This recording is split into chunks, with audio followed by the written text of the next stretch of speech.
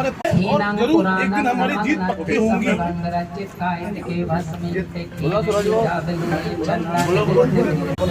माहिती आज आपण लोणारामध्ये 130 एकरचा पार्क जो होता तो 2019-97ला तो NITने इथे हे 130 एकर जागा रिझर्वेशन केली होती।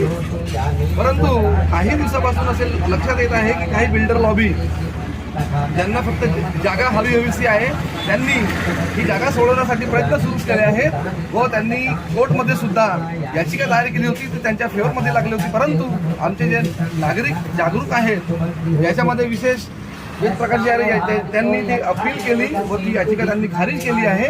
तर आता जी जनता जागरूक नव्हती ती संपूर्ण जनता आता जागरूक झालेली आहे व त्याचे स्वरूप म्हणून आज इथे आंदोलनाला सुरुवात झाली। पार्क होत नाही म्हणून मी सर्वांना विनंती करतो की आपण सर्व लोकांना आजूबाजूच्या एरियामध्ये सर्व लोकांना जागरूक करावे व हे आंदोलन